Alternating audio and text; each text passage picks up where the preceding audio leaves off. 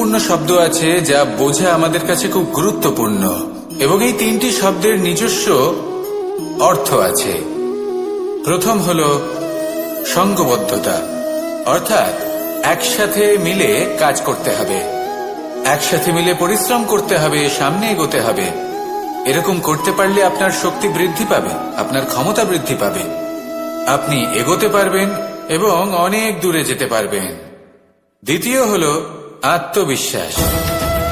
হেরে যাওয়া বস্তুও আবার জিতে নিতে পারবেন। যদি আপনার নিজের আত্মবিশ্বাস থাকে তাহলে আপনি কখনো পরাজিত হবেন না। এবং তৃতীয় হল অহংকার। জয়লাভ করার পরেও কিন্তু এটা আপনাকে পরাজিত করতে পারে। সেজন্য জীবনে সঙ্গবদ্ধ হন, আত্মবিশ্বাস রাখুন, কিন্তু কখনোই অহংকার করবেন না। এই অহংকার আপনার থেকে সবকিছু কেড়ে নিতে পারে। এই অহংকারের জন্যই মথুরাপতি কংস নিজের পতনের দিকে অগ্রসর হয়েছিলেন। এই অহংকারকে ত্যাগ করুন আর আমার সাথে ভালোবেসে বলুন, রাধা রাধা। এই সংসারে সব থেকে বেশি কঠিন কাজ কোনটা? কেউ বলবেন যুদ্ধ করা, কেউ বলবেন ধন অর্জন করা, আবার কেউ বলবেন জ্ঞান অর্জন করা সব থেকে বেশি কঠিন। এবার প্রত্যেক ব্যক্তির নিজস্ব অভিজ্ঞতা আছে আর সেই অনুসারে তার নিজস্ব একটা উত্তর আছে। সাধারণভাবে দেখতে গেলে এই সংসারে সব থেকে কঠিন হল তপস্যা করা, অর্থাৎ সব কিছু ত্যাগ করে তপস্যায় নিজেকে বিলীন করে দেওয়া। এবার এর থেকে বেশি কঠিন এই সংসারে আর কি বা হতে পারে? এই সংসারে, এই সমাজে, নিজের পরিবারের মধ্যে থেকেও ধৈর্য ধরে সামনে অগ্রসর হওয়া, এটা হলো সব থেকে কঠিন কাজ। কারণ যখন আপনি তপস্যা করেন তখন সেখানে আপনার ধৈর্য ভাঙার মতো কেউ থাকেন না, না কোনো বন্ধু, না কোনো আত্মীয়, না কোনো শত্রু, কেউ না। কিন্তু যখন আপনি এই সমাজে, এই পরিবারে থাকেন, কোনো না কোনো ব্যক্তি এসে আপনার ধৈর্যের বাঁধ ভেঙে দেওয়ার ক্ষমতা রাখেন। তারা আপনার ধৈর্যের বাঁধ ভেঙে দেয়, আর কখনো কখনো তারা অনিচ্ছাকৃতভাবেই সেটা করে থাকেন। কারণ তাদের মানসিকতা আপনার থেকে আলাদা, তাদের কর্ম আপনার থেকে আলাদা, তাদের দৃষ্টিভঙ্গি আপনার থেকে আলাদা, জীবন যাপন আপনার থেকে আলাদা। সেক্ষেত্রে আপনি ধৈর্যচ্যুত হন, প্রসন্নতা আপনার থেকে ছিনিয়ে নেওয়া হয়। সেই জন্য এই সংসারে, এই পরিবারের থেকেও ধৈর্য ধরে সামনে অগ্রসর হওয়া কোনো পর্বতের শিখরে গিয়ে তপস্যা করার থেকেও অনেক বেশি কঠিন। আর যে ব্যক্তি এই সমাজেই, এই পরিবারে, সেই সকল মানুষের মধ্যে থেকে গিয়েও ধৈর্য ধরে অগ্রসর হতে থাকেন, যারা এই কাজটা শিখে নিতে পারেন, তারাই কিন্তু জীবনে আনন্দ লাভ করতে পারেন। এই ধৈর্যই শেষে আপনার জীবনে প্রসন্নতা বহন করে আনবে। তাই ধৈর্য ধরে জীবনের পথে অগ্রসর হন আর আমার সাথে ভালোবেসে বলুন, রাধা রাধা। আমরা যখনই কোনো গাছের চারা রোপণ করি তখন সবার আগে পরীক্ষা করে দেখি যে যেখানে আমরা চারা রোপণ করতে চলেছি সেখানকার মাটি আদৌ উর্বর কিনা, সেই মাটি সেই চারাকে বাড়তে সাহায্য করবে কিনা। যখন একটা চারা রোপণের আগে আমরা এত কিছু ভাবতে পারি, তাহলে কাউকে বিশ্বাস করার আগে আমরা কেন ভাবি না? জীবনে কখনো এই বিশ্বাসরূপী চারা কোথাও রোপণ করার আগে বোঝার চেষ্টা করুন যে যার উপর আপনি বিশ্বাস করতে চলেছেন সে কি আদৌ আপনার বিশ্বাসের যোগ্য কি না। ভেবে দেখুন সেই ব্যক্তি ভবিষ্যতে গিয়ে আপনার বিশ্বাস ভাঙতে পারে কিনা। এটাও ভেবে দেখুন যে যাকে আপনি বিশ্বাস করতে চলেছেন তাকে আপনি বিশ্বাস করলে নিজের জীবনের উদ্দেশ্যে আপনি অগ্রসর হতে পারবেন কিনা। আর তার জন্য প্রয়োজন সঠিক সিদ্ধান্ত, পরখ করা, কোনটা উচিত কোনটা অনুচিত সেটা বোঝা। আর তাতে কিন্তু আপনি সন্দেহবাতিক হবেন না, তাতে আপনি আরো নিপুণ হয়ে উঠবেন। তাই যদি আপনি নিপুণ হয়ে উঠতে চান তাহলে বোঝার চেষ্টা করুন, পরখ করে দেখুন, কোনটা উচিত কোনটা অনুচিত বুঝুন। আর বিশ্বাস তখনই করুন যখন আপনি 100% নিশ্চিত হবেন যে সে বিশ্বাসের যোগ্য। আসুন আমার সাথে ভালোবেসে বলুন, রাধা রাধা।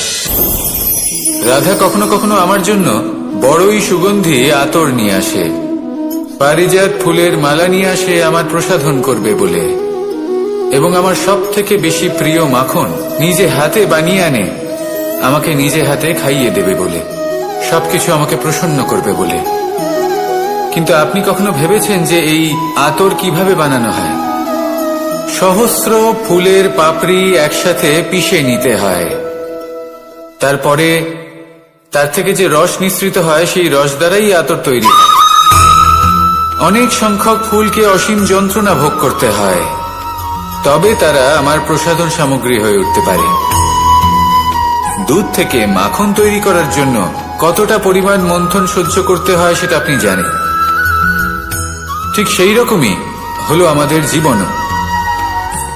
বিপদও আসে, কঠিন পরিস্থিতিও আসে, এর সম্মুখীন হতে শিখুন। মনে রাখবেন, আপনি হলেন সেই দুধ যাকে মন্থন সহ্য করতে হবে মাখন হয়ে ওঠার জন্য। মনে রাখবেন, আপনি হলেন সেই ফুলের মতন যাদের পিষ্ট হতে হবে সুগন্ধি আতর হয়ে ওঠার জন্য, যাকে এই সংসার পছন্দ করে। কখনো কখনো জীবনে আপনার সাথে খারাপ শুধুমাত্র এই কারণে ঘটে যাতে আপনার শ্রেষ্ঠ রূপ এই সংসারের সামনে আসতে পারে। শুধুমাত্র কঠিন পরিস্থিতি এবং বিপদকে একটা সুযোগ হিসেবে দেখার চেষ্টা করুন। আপনার জন্য এই সংসার বদলে যাবে, সংসারকে দেখার দৃষ্টিভঙ্গি পাল্টে যাবে, আপনার ভাগ্য পাল্টে যাবে, আর এই মন প্রসন্ন হয়ে বলবে রাধা রাধা। পাশা নামক এই খেলাটি আপনারা নিশ্চয়ই খেলেছেন, না খেলে থাকলে দেখেছেন, আর যদি দেখেও না থাকেন তাহলে নিশ্চিত রূপে শুনেছেন। মহাভারতের এই মহাযুদ্ধ কোথাও না কোথাও এই পাশা নামক খেলার কারণে হয়েছিল। পাশার এই বিচিত্র খেলা, দান, এইসবের কারণে কেউ নিজের মাথায় রাজ মুকুট পরিধান করেছিলেন, আবার সেখানে পরাজিত হওয়ার জন্য কাউকে বনবাসও ভোগ করতে হয়েছিল। কিন্তু এই খেলা সমাপ্ত হওয়ার পরে সমস্ত ঘুঁটি আর এই পাশার ছক একই পুটলিতে স্থান পেল। এটাই হলো আমাদের জীবন। এই সংসারে আমরা জয় পরাজয়ের বিষয়ে এতটাই ভাবি, এত চিন্তা করি যে এই জীবনের খেলার আনন্দটাই উপভোগ করতে পারি না।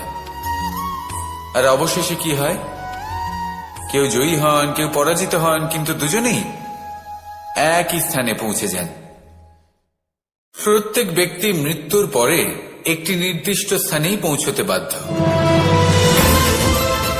কিন্তু ততক্ষণ এই জীবন, এই খেলা, তার আনন্দ উপভোগ করুন। এই সংসারে সেই ব্যক্তি শ্রেষ্ঠ স্থানে পৌঁছতে পেরেছেন যিনি এই সংসারকে প্রকাশ প্রদান করেছেন, যিনি কখনো জয় পরাজয় এ বিষয়ে ভাবেননি, শুধু এই জীবনের খেলার আনন্দ উপভোগ করেছেন। এটাই আপনিও করুন, আর আমার সাথে ভালোবেসে বলুন রাধা রাধা। প্রত্যেক মানুষ নিজের জীবনে দুঃখ অনুভব করেন। প্রত্যেকের দুঃখ আলাদা হতে পারে। কারোর মনে এই দুঃখ থাকে যে সে তার বাবা মায়ের সব ইচ্ছে পূরণ করতে পারেননি। কেউ এটা ভেবে দুঃখ পান যে সে চিরকাল সদাচার করেছেন, সৎকর্ম করেছেন, কিন্তু তাও তাকে দুরাচারী বলে মনে করা হয়। কেউ এটা ভেবেও দুঃখ পান যে তার সামনে যে ব্যক্তি রয়েছেন তার চোখে তিনি শত্রু হয়ে উঠেছেন বা দুষ্ট হয়ে উঠেছেন, যেখানে তিনি হয়তো কোনো অনুচিত কাজই করেননি। এবার এই সমস্ত বিষয় নিয়ে ভেবে নিজের ব্যক্তিত্ব নিয়ে সন্দেহ প্রকাশ করবেন না। যদি নিজের ব্যক্তিত্ব নিয়ে কোনো সন্দেহ থেকে থাকে তাহলে কর্ম সংক্রান্ত প্রশ্ন করুন যে আপনি যা করেছেন তাতে কি উচিত ছিল, কি অনুচিত ছিল। যেটা প্রয়োজন সেটা এটা বোঝার যে আপনার অন্তর্মন, আপনার বিবেক আপনাকে কি বলছে, আর আপনার অন্তর্মন আর আপনার বিবেক আপনাকে যেটা করতে বলবে শুধু সেটাই করুন। আর তারপরে এই সংসার কি বলবে, কি ভাববে সেসব নিয়ে ভাবতে যাবেন না, কারণ এই সংসার তো ঈশ্বরকেও প্রশ্ন করে থাকে, ঈশ্বরকেও দোষী মনে করে। কখনো কখনো যখন কোনো ঘটনা মানুষের ইচ্ছা অনুযায়ী ঘটে না, তখন মানুষ এটা বলে যে হে ঈশ্বর, আপনি আমার পাশে থাকলেন না, আপনি বড়ই কঠোর, এটা আপনার দোষ। যেখানে বেশিরভাগ সময় হয়তো সে নিজেই নিজের কর্মফল ভোগ করছে, আর কখনো কখনো ঈশ্বর হয়তো তার জন্য আরো ভালো কোনো পরিকল্পনা করে রেখেছেন, কিন্তু মানুষ সেটা বুঝতে পারে না। তাই দিনের শেষে যেটা প্রয়োজন সেটা হলো নিজের মনের কথা বুঝতে হবে। আপনার বিবেক কি বলছে শুধু সেটাই করুন, আর সামনে এগোতে থাকুন। আমার সাথে ভালোবেসে বলুন, রাধা রাধা। পরিবর্তন, এটা হলো সৃষ্টির অমূল্য নিয়ম। এই সংসারে সবকিছু সময়ান্তরে পরিবর্তিত হয়, এই সময়ও পরিবর্তিত হয়। পরিবর্তন চিরকাল হয়ে এসেছে আর চিরকাল হতে থাকবে, কিন্তু এবার আমরা সেই পরিবর্তন কিভাবে লাভ করব যেটা আমাদের প্রয়োজন, যেটা আমরা চাই। আমরা জীবনে বিকাশ চাই। এই বিকাশ কিভাবে লাভ করতে পারি? এই প্রকৃতি কিন্তু আমাদের অত্যন্ত উত্তম উদাহরণ দিয়ে বুঝিয়েছে। একটি বিন্দুর উদাহরণ দিয়েছে যা ভবিষ্যতে একটা বিশাল নদীর আকার ধারণ করে। এটা কিভাবে হয়? মেঘ থেকে একটি বিন্দু ঝরে পড়ে সেই পর্বতের ওপর যেখানে হিম আছে। সেই হিমের সংস্পর্শে আসা মাত্র সেই বিন্দুর সাথে আরো বেশ কিছু বিন্দু যুক্ত হয়, তারপর তারা অগ্রসর হয়, আরো কিছু বিন্দু যুক্ত হয়, আস্তে আস্তে একটা ক্ষীণ ধারার রূপ ধারণ করে, এবং সেটাই ভবিষ্যতে আরো এগোতে থাকে। অনেকটা যাওয়ার পর যখন অনেক সংখ্যক বিন্দু একসাথে যুক্ত হয়, তখন সেটা বিশাল নদীর আকার ধারণ করে। এবার আমরা মানুষ বলে আমাদের সাথে এই নিয়মের অন্যথা হয় তা নয়। আমরাও এই প্রকৃতির অংশ, আমাদের ক্ষেত্রেও একই নিয়ম প্রযোজ্য। যখন পরিশ্রম করে অনেক সংখ্যক বিন্দু আমরা একত্রিত করব, তখনই পরিবর্তনের নদী প্রবাহিত হবে। প্রয়োজন হল নিরন্তর পরিশ্রম করা এবং ধৈর্য ধরা। এটা করতে থাকুন, জীবনে সবকিছু লাভ করতে পারবেন, কারণ প্রকৃতি আমাদের এটাই শিখিয়েছে। আর আমরা এই ব্রহ্মরই একটি অংশ, যার দ্বারা এই ব্রহ্মাণ্ড নির্মিত। আসুন আমার সাথে ভালোবেসে বলুন, রাধা রাধা। কখনো এই প্রকৃতির দিকে তাকিয়ে থাকবেন। এই প্রকৃতি অনেক ধরনের শিক্ষা দেয়।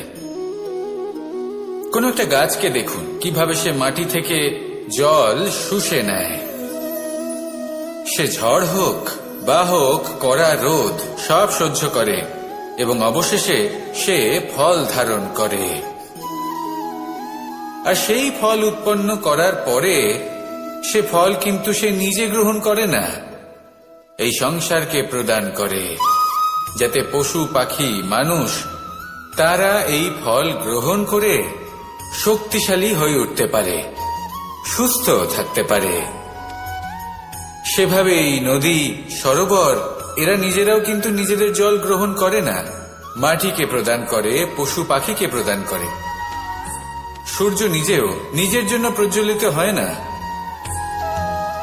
সে প্রকাশ ছড়িয়ে দিতে চায় আমাদের সবার কাছে, সে আলো পৌঁছে দিতে চায়। এই প্রত্যেকের কর্মে পরমার্থ নিহিত আছে, আর সেই জন্যই এদের সকলকে পুজো করা হয়। তাই মনে রাখবেন, আপনার কাছে জীবন যাপনের অতিরিক্ত যা কিছুই আছে তা পরমার্থের জন্য। তাহলে তার সদ্ব্যবহার করুন, আর আমার সাথে ভালোবেসে বলুন, রাধা রাধা। আমরা প্রত্যেকেই অবশ্যই এমন সময় দেখেছি যখন অনেকগুলো সমস্যা একসাথে আমাদের জীবনে এসে পড়ে। সমস্যা আমাদের প্রত্যেকের জীবনেই থাকে। আমরা তার সমাধান খুঁজতে চেষ্টা করি, কখনো সমাধান খুঁজে পাই, আবার কখনো যতই চেষ্টা করি না কেন কোনো সমাধান খুঁজেই পাই না। আর যখন এটা হয় তখন মানুষ অত্যন্ত বিচলিত হয়ে পড়েন। নিজের আত্মীয় স্বজন, নিজের বন্ধু বা সংসার, এদের ওপরে এই দোষ চাপিয়ে দেন যে এদের জন্যই এই সমস্যা এসেছে। এবার যদি আমি আপনাকে কোনো পরামর্শ দিই, তাহলে এটাই বলবো যে দৃষ্টিভঙ্গি পাল্টে দেখুন। এই দৃষ্টিভঙ্গি দিয়ে দেখুন যে এই সংসারে যে সমস্যাই আসুক না কেন তার জন্য কেউ দোষী নয়, না আপনি না অন্য কেউ। এই পুরো খেলাটাই আপনার মানসিকতা, আপনার দৃষ্টিভঙ্গির, আপনার মনের। কিভাবে বোঝাচ্ছি? যখন আমাদের মন শক্ত থাকে তখন কঠিন থেকে কঠিনতর পরিস্থিতিও আমাদের জীবনে খুব বেশি হলে প্রতিস্পর্ধা হয়ে থেকে যায়। সেখানে যদি আমাদের মন দুর্বল থাকে, তখন অল্প কঠিন পরিস্থিতিও আমাদের কাছে খুব বড় সমস্যা হয়ে যায়, তাই না? একটা শক্ত মন কঠিন পরিস্থিতিকে প্রতিস্পর্ধা হিসেবে দেখে আর তার মধ্যেও একটা সুযোগ খুঁজে নেয়। আমাদের শুধু এটাই করতে হবে। এই সংসারে অন্য কাউকে দোষী মনে করলে আপনার সমস্যা দূর হয়ে যাবে না। সেই জন্য এই সংসারকে দোষ দেওয়ার বদলে এই সমস্যার মূলে চলে যান, সেটাকে বুঝুন, নিজের এই মনকে শক্ত করে তুলুন। যদি আপনার মন শক্তিশালী হয়, তাহলে এই সংসারে অনেক বড় বড় কঠিন থেকে কঠিনতর পরিস্থিতিও যদি আসে, আপনার জীবনে যতই বড় বড় সমস্যা আসুক না কেন, আপনার লক্ষ্য লাভে বাধা দিতে পারবে না। আসুন আমার সাথে ভালোবেসে বলুন, রাধা রাধা। আমরা সবাই পাথর দেখেছি, পর্বতও দেখেছি, শুকনো পাতাও দেখেছি, শ্যামল বনানীও দেখেছি। কখনো ভেবেছেন পাথরের অস্তিত্ব কিন্তু ততক্ষণ পর্যন্ত যতক্ষণ সে পর্বতের গায়ে আটকে থাকে। যখন সেই পর্বত থেকে সেই পাথর ভিন্ন হয়ে যায় ও নিজের অস্তিত্ব হারিয়ে ফেলে। আস্তে আস্তে কখনো পাথর কেটে বা কখনো পিষ্ট হয়ে সেই পাথর আস্তে আস্তে মাটিতে পরিণত হয় এবং পূর্ণরূপে নিজের অস্তিত্ব হারিয়ে ফেলে। এটাই পাতার সাথেও হয়। এই পাতা যতক্ষণ গাছের ডালের সাথে যুক্ত ততক্ষণ তার অস্তিত্ব থাকে। যখনই ডাল থেকে বিচ্ছিন্ন হয়, সেও নিজের অস্তিত্ব হারিয়ে ফেলে। আর এটাই আমাদের সাথেও হয়। যতক্ষণ আমরা নিজেদের আপনজনের সাথে যুক্ত থাকি, আমাদের অস্তিত্ব বজায় থাকে। যখন আপনজনদের সাথে সম্পর্ক ছিন্ন করি, তখন আমরাও আমাদের অস্তিত্ব হারিয়ে ফেলি। এবার এই সংসারের প্রত্যেক ব্যক্তি স্বতন্ত্র থাকতে চান, আর অনেক ব্যক্তি স্বতন্ত্র থাকবেন বলে আপনজনদের দূরে করে দেন আর তাদের সাথে এই সম্পর্ক ছিন্ন করেন। এটা কি সত্যি প্রয়োজন? আপনজনদের সাথে সম্পর্ক ছিন্ন করে নিজের অস্তিত্ব হারিয়ে ফেলা প্রয়োজনীয়, নাকি আপনজনদের সাথে সম্পর্ক বজায় রেখে নিজেদের স্বতন্ত্র করে রাখা সেটা আবশ্যক? নির্বাচন আপনারই। আসুন আমার সাথে ভালোবেসে বলুন, রাধা রাধা। আপনি কি কখনো নৌকা যাত্রা করেছেন? করে না থাকলেও নিশ্চয়ই দেখেছেন যে এই জল যা নিজের অন্তরে সব কিছু সমাহিত করে নিতে পারে, এই নৌকা সেই জলের ওপরেই ভেসে থাকে। নদীর স্রোত কাটিয়ে সে সামনে অগ্রসর হয়। কিন্তু যদি এই নৌকায় কোনো ছিদ্র হয়, তাহলে কিন্তু সেই নৌকা ডুবে যাবে। আর এতে কোনো তফাৎ হবে না যে সেই ছিদ্র ছোট নাকি বড়, নৌকা ডুবে যাবে। এই ছিদ্র হলো আমাদের জীবনে আমাদের অপগুণ, আমাদের দোষ, আমাদের বিকার। কখনো এটা ভাববেন না যে এই দোষ খুবই ছোট, হইতে কিছুই যাবে আসবে না। না, সেই ছোট দোষ, সেই ছোট বিকার যদি সেটাকে শুধরে না নেন, তাহলে সেটা আপনাকে আপনার পতনের দিকে নিয়ে যাবে। শেষ পর্যন্ত এটা আপনার উপর নির্ভরশীল যে আপনি কি চান। আপনার জীবনের এই নৌকা এভাবেই ডুবে যেতে দেখবেন, নাকি নিজেকে শুধরে নিয়ে সেই নৌকার সেই ছিদ্রটাকে ভরিয়ে তুলতে চাইবেন? নির্বাচন আপনার। আসুন আমার সাথে ভালোবেসে বলুন, রাধা রাধা। জল, জলই পৃথিবীতে বেঁচে থাকার জন্য আবশ্যক তো বটেই, কিন্তু এই জল আমাদের একটা অত্যন্ত গুরুত্বপূর্ণ শিক্ষা প্রদান করে। কখনো এই জলকে দেখেছেন? যে পরিস্থিতিতে এই জল প্রবাহিত হোক না কেন, এর উপর যা কিছুই প্রভাব থাকুক না কেন, এর পথে যতই বাধা আসুক না কেন, তার মধ্যে থেকে ও নিজের পথ ঠিক বের করে নেয়, কিন্তু নিজের প্রবাহ থামতে দেয় না, ক্রমাগত অগ্রসর হতে থাকে। সেরকমই একটা শিক্ষা যেটা আমরা জল থেকে পেয়ে থাকি, তা হলো এটা: আমরা যখন জলের দিকে তাকাই তখন আমরা নিজের প্রতিবিম্ব দেখি, স্পষ্টভাবে দেখতে পাই। কিন্তু তখনই দেখতে পাই যখন এই জল শান্ত থাকে, স্থির থাকে। যদি এই জল অশান্ত হয়ে থাকে, স্থির না হয়, তাহলে আমরা এতে নিজের প্রতিবিম্ব দেখতে পাই না। এটাই আমাদের মনের সাথেও হয়ে থাকে। যখনই জীবনে কোনো সংকট আসে, যদি আমরা শান্ত মনে, স্থির মনে সিদ্ধান্ত নিই, তাহলে সেটা এমন একটা শীতল সিদ্ধান্ত হবে যেটা আমাদের ভবিষ্যৎকে একটা শ্রেষ্ঠ স্থানে নিয়ে যাবে। যদি এই মন অশান্ত হয়, বিচলিত হয়, পীড়িত হয়, দুঃখিত হয়ে থাকে, রুষ্ট হয়ে থাকে, তাহলে অনেক সময় আমরা এমন সিদ্ধান্ত নিই যেটা আমাদের জন্য অনুচিত প্রমাণিত হয়। যখন আপনি ক্রুদ্ধ ছিলেন বা দুঃখের বশে ছিলেন, তখন অনেক সময় হয়তো এমন সিদ্ধান্ত নিয়েছেন যেটার জন্য ভবিষ্যতে আপনি অনুশোচনা করেছেন। এবার দেখুন, এই আবেগগুলো থেকে আমরা পালাতে পারবো না, কিন্তু এই আবেগগুলো আপনার উপর কতটা প্রভাব ফেলবে সেটা আমরা অবশ্যই ঠিক করতে পারি। এই মনকে আমরা নিয়ন্ত্রণ করতে পারি। এটাই করুন, চিন্তা করুন, এই মনকে শান্ত রাখুন, স্থির হতে চেষ্টা করুন, আর তারপরে সিদ্ধান্ত নিন। আসুন আমার সাথে ভালোবেসে বলুন, রাধা রাধা। এই সংসারে ভৌতিক বস্তুরও নিয়তি আছে।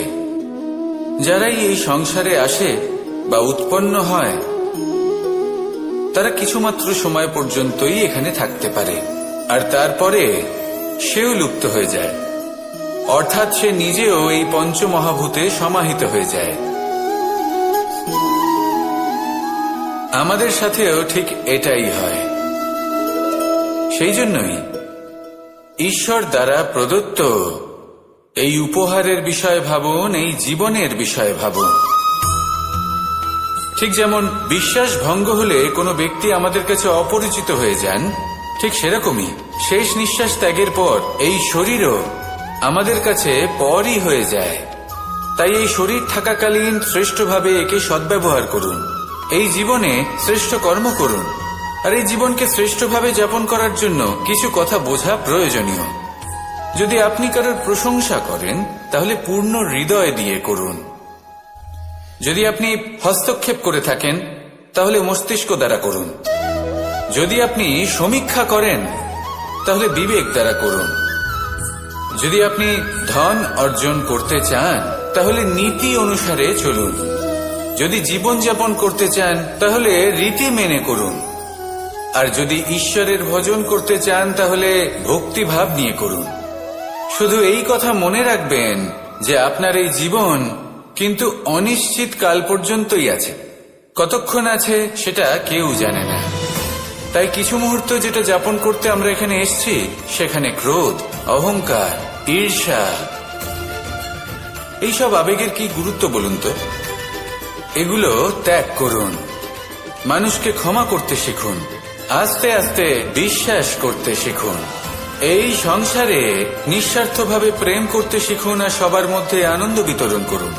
তাই এই সব গুণ যদি আপনি আত্মসাৎ করতে পারেন, তাহলে আপনার জীবনে শুধু আনন্দ এবং আনন্দই বিরাজমান হবে। আসুন আমার সাথে ভালোবেসে বলুন, রাধা রাধা। এবার কখনো কখনো জীবনে আমাদের মনে হয় যে চতুর্দিকে শুধুমাত্র অন্ধকারই হয়ে আছে। প্রত্যেকেরই তা কখনো মনে হয়।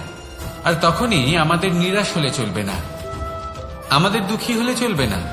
সেই সময় আমাদের খুঁজতে হবে নিজেদের আশেপাশে, চতুর্দিকে, আর কোথাও না কোথাও আমরা প্রকাশ অবশ্যই দেখতে পাব, আশার একটা কিরণ অবশ্যই দেখতে পাব। কেউ এমন একটা কর্ম করেন যেটা দেখে আমরা প্রেরিত হয়ে যাই, আর এমন কোনো কর্ম যদি আপনারা করেন, তাহলে সেই কর্ম আপনার মনকে প্রসন্ন ভাব, আনন্দ এবং ভালোবাসা দ্বারা ভরিয়ে তুলবে। আপনার অন্তরের সেই অন্ধকারের অন্ত করবে, দুঃখেরও অন্ত করবে। আর এই মন প্রসন্ন ভাব নিয়ে বলবে, রাধা রাধা। যদি কোনো সিংহ বানরের মতো গাছে চড়তে চেষ্টা করে, তাহলে কি হবে? একটা মাছ যদি মাটিতে হাঁটতে চেষ্টা করে, তাহলে কি হবে? তারা বিফলই হবে। কিন্তু এরকম কেন হয়? তার কারণ হলো প্রকৃতির রচনা কিছুটা এরকম। এখানে প্রত্যেকটি ব্যক্তিকে, প্রত্যেকটি প্রাণীকে আলাদা আলাদা গুণের অধিকারী করা হয়েছে, এবং সকলকে একটা সীমাও প্রদান করা হয়েছে। এবার এই যে বৃক্ষ, পশু, পাখি, এদের মধ্যে সেই ক্ষমতাই নেই যে এরা নিজেদের যাচাই করতে পারবে, নিজেদের সীমাগুলো বুঝতে পারবে। নিজেদের সদ্গুণগুলো চিনতে পারবে, এরা সেটা করতে পারবে না। কিন্তু মানুষ তো আলাদা। মানুষের কাছে সেই বিশেষ শক্তি আছে যে তারা পূর্ণরূপে নিজেদের যাচাই করতে পারবে, নিজেকে পূর্ণরূপে বুঝতে পারবে, নিজের দোষ, নিজের অপগুণ, নিজের সদ্গুণ, নিজেদের সীমাগুলো তারা বুঝতে পারবে। আর এটা অত্যন্ত গুরুত্বপূর্ণ। কথায় আছে যে যদি সাফল্য লাভ করতে হয় তাহলে নিজেকে যাচাই করে নিতে হবে। তাই নিজেকে যাচাই করুন, নিজের সাথে পরিচিত হয়ে যান এবং জীবনে কর্ম করতে থাকুন। সাফল্যের শিখরে অবশ্যই পৌঁছে যাবেন। আর ওখানে যদি যান তাহলে এই মন প্রসন্ন হয়ে অবশ্যই বলবে, রাধা রাধা। বনের মধ্যে যদি আপনি কোনো বিষাক্ত সাপ দেখেন তাহলে কি করবেন? আপনি তখনই তার থেকে দূরে পালাতে চেষ্টা করবেন। আর এটা কেন করবেন? নিজের রক্ষার্থে। এই কথা আমি নয় মেনে নিলাম, কিন্তু নিজের জীবনে এটা করেন না কেন? আপনি যেখানেই যান, যে স্থানেই যান না কেন, প্রত্যেক সময়, প্রত্যেক মুহূর্তে এমন বিষাক্ত সাপ আপনি অবশ্যই খুঁজে পাবেন। আর সেই সাপ নয় যাদের আপনি বনে খুঁজে পাবেন, এরা হলো সেই সাপ যা আপনাকে পাপ করতে বাধ্য করবে। আপনার অন্তরের বাসনা, ক্রোধ, অহংকার, লোভ, ঈর্ষা এদের বৃদ্ধি ঘটাবে। দেখুন, বনের এই সাপ আপনাকে একবার ছেড়ে দিতেও পারে, ছোবল নাও মারতে পারে, কিন্তু এই যে পাপরূপী সাপ আছে তা অবশ্যই ছোবল মারবে। কর্ম যদি করেন তাহলে অবশ্যই ফল পাবেন। সেই জন্য যখনই কোথাও যাবেন, যদি এমন কাউকে দেখেন, যদি এমন কিছু দেখেন যে আপনাকে পাপ করতে বাধ্য করছে, তাহলে সেই মুহূর্তে সেখান থেকে পালিয়ে যান। যেমন বনের সাপ দেখে আপনি পালাতে থাকেন। সৎকর্মের রক্ষা অত্যন্ত আবশ্যক। আসুন আর আমার সাথে ভালোবেসে বলুন, রাধা রাধা। মনুষ্য জীবনের সব থেকে বেশি গুরুত্বপূর্ণ বিষয় হল মনের একাগ্রতা। এই সংসারের যে কটি মহান কার্য সম্পাদন হয়েছে তা হল মনের এই একাগ্রতার একমাত্র ফল। আপনি অবশ্যই দেখে থাকবেন, অনেক ছোট বড় নদী যা বয়ে চলে তাদের সামনে একটা বাঁধ নির্মাণ করা হয় সেই সব নদীর জল সঞ্চয় করতে। বাঁধ হয়ে গেলে প্রয়োজন মতো বা মনের ইচ্ছে মতো তাকে ব্যবহার করা সম্ভব। এবার এটাই আমাদের মনের সাথেও সম্ভব। আমাদের মনের একাগ্রতা আজকের দিনে দাঁড়িয়ে বিভিন্ন ধরনের বিকার, ক্রীড়া এবং ভোগের মধ্যে ভাগ হয়ে গেছে। একে একত্রিত করতে হবে, একটা বাঁধ নির্মাণ করতে হবে। শুধু এটাই করতে হবে, যেটা উচিত কর্ম সেটাই করুন, যেটা অনুচিত কর্ম সেটা করা থেকে নিজেকে বিরত রাখুন। এটাই করতে হবে, যেটা উচিত কর্ম সেটাই করুন, যেটা অনুচিত কর্ম সেটা করা থেকে নিজেকে বিরত রাখুন। ব্যাস, এই কাজটাই আপনি করতে থাকুন, করতে থাকুন। মনের মধ্যে একাগ্রতার বাঁধ নির্মাণ করুন। আর একবার যদি তা নির্মাণ হয়ে যায় তাহলে যখন চাইবেন, যেখানে চাইবেন, যতটা চাইবেন একাগ্রতা প্রয়োগ করতে পারবেন। আর একবার যদি আপনি এটা শিখে যান তাহলে এই সংসারকে বদলে ফেলার মতো কাজ আপনি করতে পারবেন, সমাজকে শুধরাবার মতো কাজ করতে পারবেন। তাহলে এই মনকে একাগ্র করুন আর আমার সাথে ভালোবেসে বলুন, রাধা রাধা। আমরা সবাই ফল খাই, কিন্তু আমাদের সেই ফলই প্রিয় হয় যে পরিপক্ক হয়ে ওঠে, যেটা নম্র হয়, আর যে ফল অনেক বেশি মিষ্টি আর সুস্বাদু হয়ে থাকে, যাদের রঙে বাহার দেখা যায়। সেইভাবে জীবনে আমরা নানান মানুষের সাথে পরিচিত হই, কিন্তু সেই মানুষই আমাদের মন ছুঁয়ে যায় যারা বিনম্র স্বভাবের, যাদের বাণী খুব মধুর, যাদের অন্তরে আত্মবিশ্বাসের একটা তেজ, একটা রং দেখা যায়। এবার এমন ব্যক্তি আমরা কি করে হব? ঠিক সেইভাবেই যেমন একটা ফল রোদ, বর্ষা, শীত, বায়ু এই সকল সংকটময় পরিস্থিতির সম্মুখীন হয়ে পরিপক্ক হয়ে ওঠে, সেইভাবেই মানুষ সংকটময় পরিস্থিতির সম্মুখীন হয়ে পরিপক্ক হয়ে ওঠেন। যদি এই সংকটের সম্মুখীন হন তাহলে অভিজ্ঞ হবেন, আর এই অভিজ্ঞতাই শিক্ষা দিয়ে যাবে। এই অভিজ্ঞতা আমাদের শিখিয়ে দেয় যে আমাদের বিনম্র থাকতে হবে। অহংকার করে কোনো লাভ নেই। মধুর বাণীর যে কি মূল্য তা আমরা শিখতে পারি। এই অভিজ্ঞতাই আমাদের বুঝিয়ে দেয় যে উচিত অনুচিত কোনটা আমাদের দৃষ্টিভঙ্গি তৈরি করে, আর এই দৃষ্টিভঙ্গি দ্বারা আত্মবিশ্বাস জাগ্রত হয়। সেই জন্য জীবনে কখনো বিপদ থেকে দূরে পালাবেন না, সেগুলোর সম্মুখীন হন, অভিজ্ঞতা লাভ করুন, তার থেকে শিক্ষা লাভ করুন, এইভাবেই পরিপক্ক হবেন। আসুন আমার সাথে ভালোবেসে বলুন, রাধা রাধা। ধন সঞ্চয় করা সম্ভব, আর সেই জন্য ধন সব থেকে বেশি মূল্যবান সম্পত্তি নয়। এবার আপনি বলবেন, এ আমি কি বলছি? এই ধন খুব মূল্যবান, আমরা সকলে অর্জন করতে ব্যস্ত। সেটা এই কারণে, কারণ আপনারা জানেন না এই সংসারের সব থেকে বেশি মূল্যবান সম্পত্তি কি। এ হলো সেই সম্পত্তি যা কখনো সঞ্চয় করা সম্ভব নয়। আপনার কাছে যতই ধন থাকুক তা দিয়ে আপনি স্বাস্থ্য লাভ করতে পারেন, বাড়ি কিনতে পারেন, আদি ইত্যাদি, কিন্তু আপনি যতই ধনী হন না কেন, ফেলে আসা দিনের একটা মুহূর্ত আপনি লাভ করতে পারবেন না।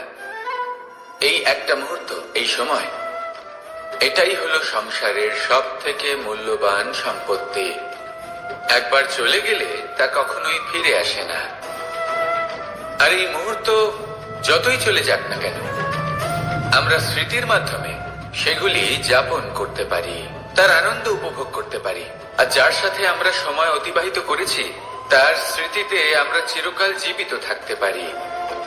সেই জন্য সময় সব থেকে মূল্যবান সম্পত্তি, তাকে এইভাবে নষ্ট করবেন না। প্রত্যেকটা